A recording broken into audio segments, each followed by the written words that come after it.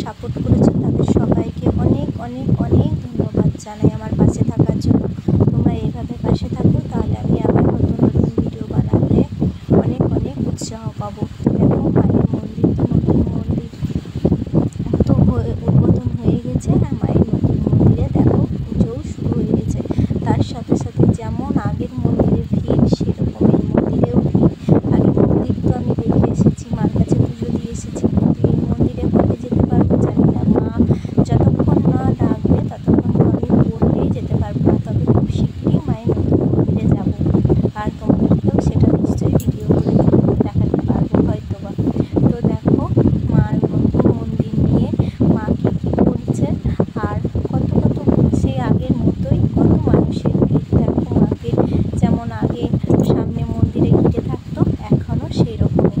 মা যদি বন্ধই হবে তো এত এত মানুষ এত দূর থেকে কেন আসবে বলো? তো দেখো মায়ের নতুন মন্দির। মা কেমন আছো আগে বলো। ভালো আছে মা।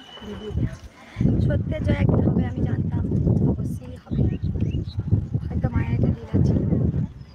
যদি সত্যি আমি সৎ হয়ে থাকি, যদি আমি সত্যি সরল হয়ে থাকি, যদি কোনো মানুষের যদি এক ফোঁটা উপকার করে থাকি, তাহলে মা আমার সাথে আছে। রানী রাসমণিকেও দক্ষিণেশ্বর মন্দির করার জন্যে হয়তো অনেক জীবন কাহিনী পড়ে থাকবেন, কত ঝড় গেছে।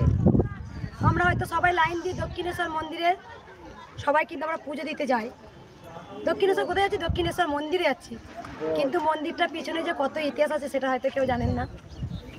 যাই হোক, লড়ে যাব, জানি মা আছেন, সত্যের জয় হবে। আজকে ভক্ত উপচে পড়ছে, এই ঠিকানাটা খুব একটা ভালো করে জানে না, তাও ভক্ত ঠিক খবর পেয়ে আসছে, জানে ভক্ত জানে। যাই হোক, মায়ের মন্দিরে প্রবেশ করি, অনেক ভক্তরা ওয়েট করছেন, ওইবারে আমি গিয়েছিলাম।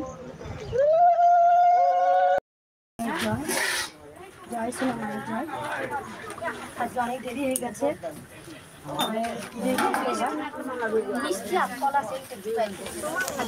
তোরা হলো